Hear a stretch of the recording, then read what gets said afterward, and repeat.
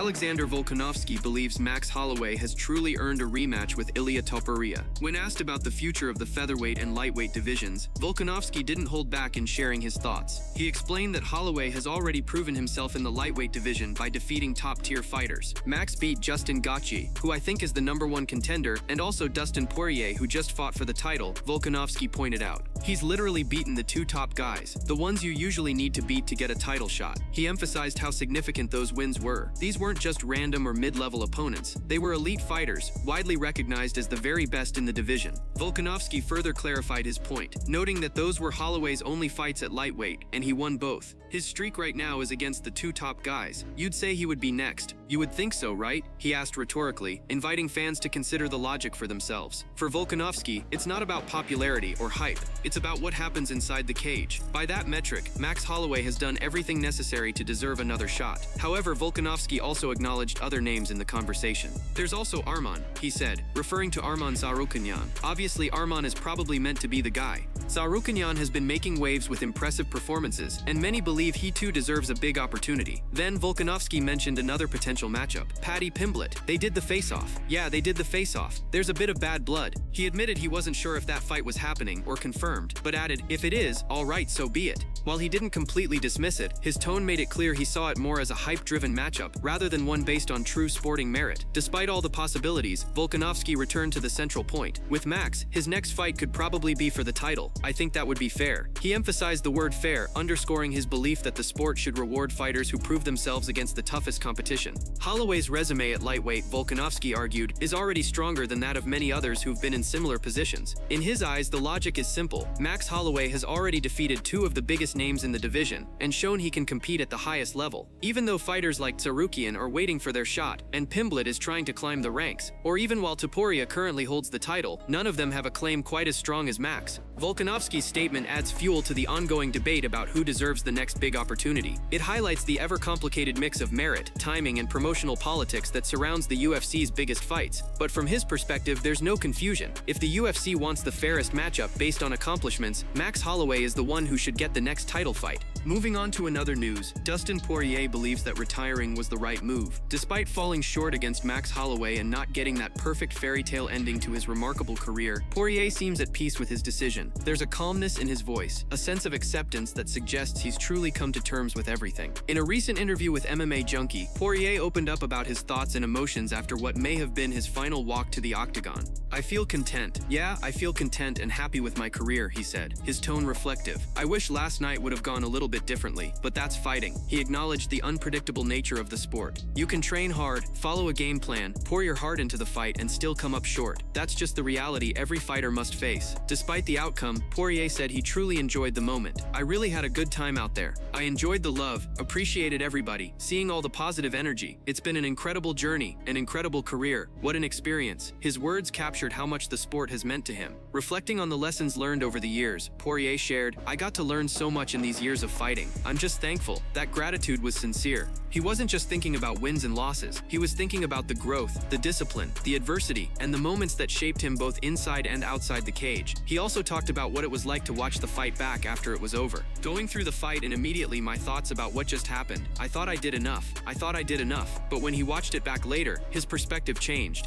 What you're feeling and going through in there, and then what you see from the outside, it's two different things. That second viewing gave him clarity. I can see him winning rounds, throwing more volume, landing body shots, pulling away in rounds. So what I watched was different than what I felt. It showed the unique experience of a fighter in the cage, where everything is driven by adrenaline, instincts, and split-second reactions. Outside of it, things are clearer, more objective. Poirier also reflected on his mindset during the fight. I just wanted one more battle, and he gave it to me. I think in there I felt like in between rounds, talking to my boxing coach, I could have taken more chances. But I was trying to protect myself at the same time, and I never really fought like that before. He admitted that in the past, he would willingly put himself in harm's way to land a big shot, but this time was different. That change in approach, more cautious, more calculated, might have been the moment he realized he was in a new chapter of life. Maybe that's a sign the decision I made was the right one. Self-preservation, get home to my family safe, that type of thing. In those words, you hear the wisdom of a veteran who has given everything to the fight game. He's thinking beyond the cage now, prioritizing his health, his family, and his future. Dustin Poirier's legacy is already cemented. He's been in unforgettable wars, earned the respect of fans and fighters alike, and delivered countless iconic moments. And while his final fight may not have ended the way he dreamed, he walks away knowing he gave it his all. That in itself is a victory worth celebrating.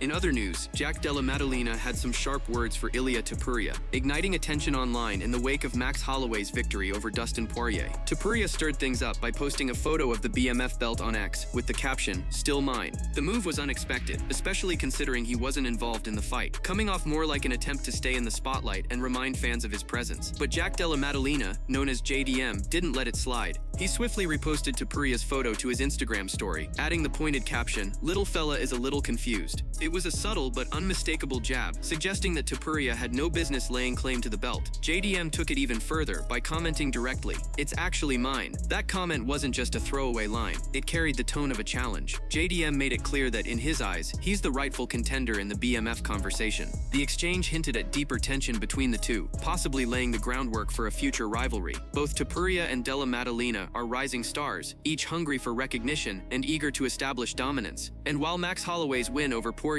was the headline of the weekend, this social media clash between Topuria and JDM added an extra layer of intrigue. It's another reminder of how quickly the MMA world heats up, not only inside the cage but outside of it, with just a few posts and well-placed words on social media.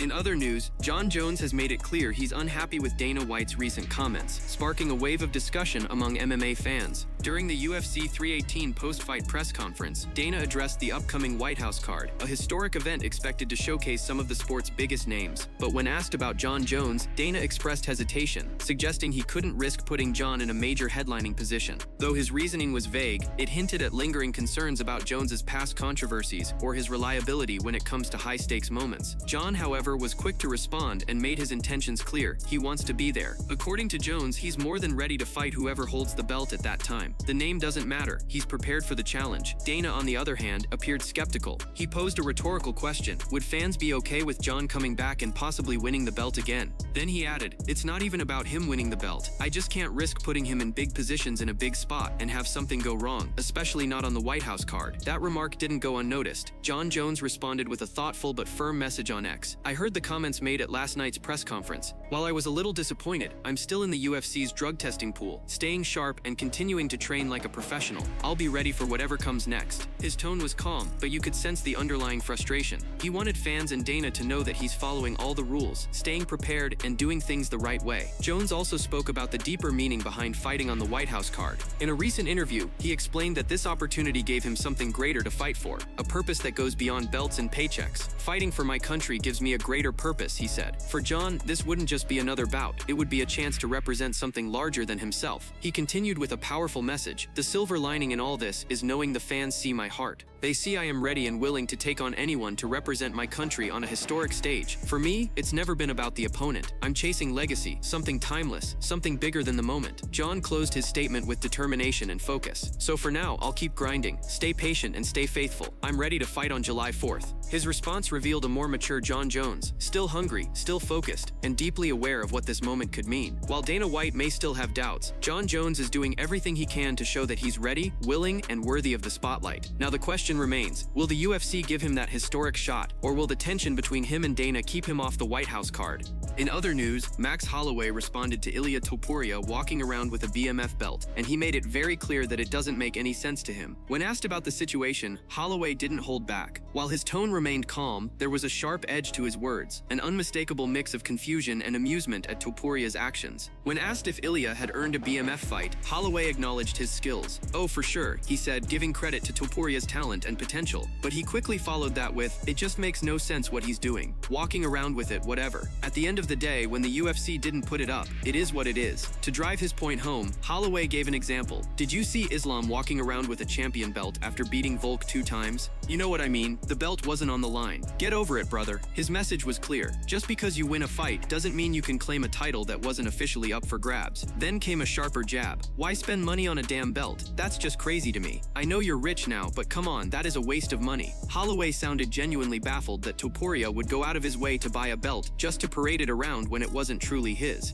To Max, the BMF belt means something more. It's not just a prop, it's a symbol of something earned inside the octagon when it's officially on the line. You don't get to claim it retroactively. While his remarks weren't pure trash talk, they carried a clear message. Holloway doesn't take Topuria's actions seriously. From his perspective, there's a right way to do things in this sport, and pretending to hold a title you didn't win isn't part of it.